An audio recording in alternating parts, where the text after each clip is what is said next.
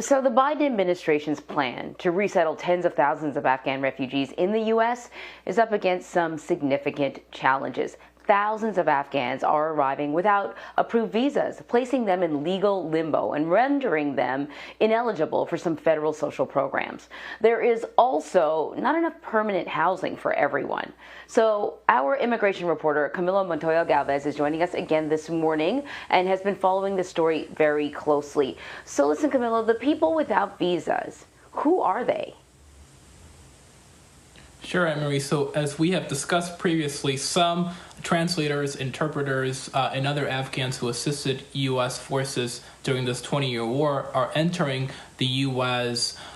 with something called a special immigrant visa because of that assistance to the U.S. war effort.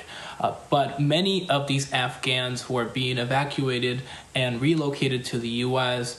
do not have visas because they never finished their immigration processing, or they never had an immigration petition to begin with. And so these Afghans are being granted something called parole. This is a humanitarian tool that the Department of Homeland Security has to allow immigrants without visas to enter the U.S. on humanitarian grounds.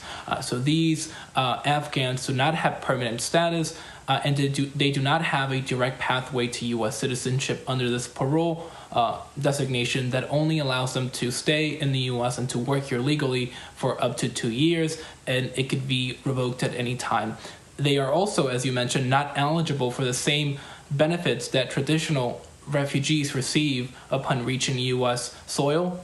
These benefits include Medicaid, cash assistance, and job employment placement programs that help them integrate into American society. So they are pretty much in legal limbo, and they have to find a permanent legal status. So that could be asylum for those who fear persecution in Afghanistan, but our asylum system here, Anne-Marie, has a backlog of hundreds of thousands of pending cases. So it could take years for these people to get a decision on their asylum cases. And they could very well lose those asylum cases because they may not have the evidence or the proper documentation to prove to an asylum officers that they could be persecuted in Afghanistan. So this is something that is concerning not just advocates, but the Afghans themselves who are coming here with this uncertainty surrounding their legal status in the U.S.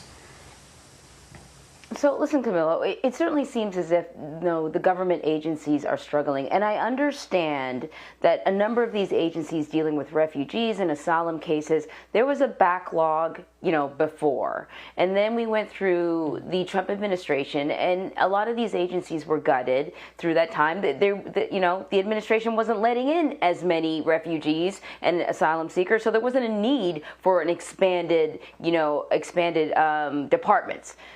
But the fact remains, we knew this war was coming to an end. Even though this administration kind of sped up the timeline, we knew at least by September 11th it was coming to an end. And so I guess the question is, why were the agencies more prepared for this?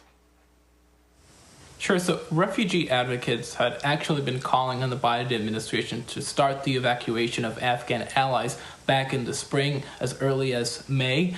So the Biden administration did have this pressure on them to start evacuating these Afghan refugees and to start resettling them months before the planned U.S. military exit from the country. But those evacuations only started on July 30th, and that was 2 days before the government in Afghanistan collapsed, Anne-Marie. So it was right before that happened. After that, as you know, we had this frantic evacuation efforts, and tens of thousands of Afghans were sent to bases in the Middle East, in Europe, where many still remain while they undergo U.S. processing and security vetting. But the truth of the matter is, Anne-Marie, is that the American refugee resettlement system is not designed for a sudden influx of refugees and evacuees.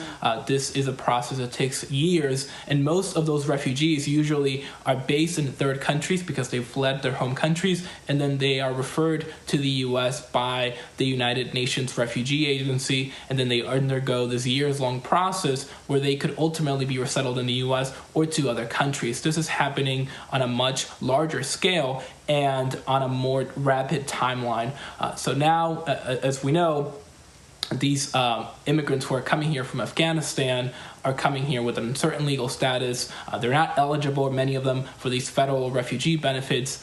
And this is why some advocates are pushing Congress not just to legalize these Afghan evacuees, but also to immediately make them eligible for these benefits, because otherwise they believe these evacuees will virtually be left to fend for themselves here in American society without these critical programs that help them settle down here in American communities and allow them to contribute to the society here. Yeah, Camilo, before I let you go, I want to ask you about something else. We have been talking about the Afghans who were able to make it out on those military planes, but there are, thousands of people who left the country differently. They, crossed the border into Pakistan or something like that to get out. What do we know about the process for them? Many of those were also, working with the U.S. military, helping out translators. Is there anything in place to help them get to America?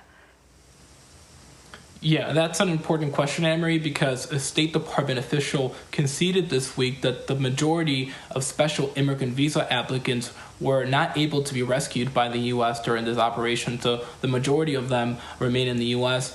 One refugee group estimates that up to 100,000 Afghans could be eligible for this visa and remain in Afghanistan. And there are obviously countless of other vulnerable Afghans like women activists, parliamentarians, and religious minorities who still remain in the country and who may wish to resettle in the U.S. or to another country.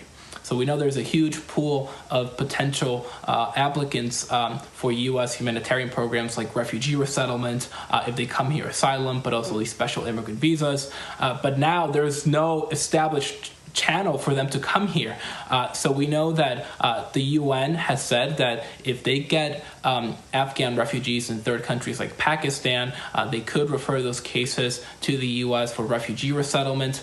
We know American consulates in Turkey and other countries may be able to help some of those with pending applications like pending special immigrant visas come here under parole and other forms of immigration processes. But it's still unclear how many will ultimately come here. And in addition to this population in Afghanistan, we still have about 38,000 evacuees in these military bases in Europe and the Middle East, and it is still unclear how many of them will come here to the U.S. as opposed to other countries like Canada, Colombia, and Albania that have also pledged to take in some of these refugees.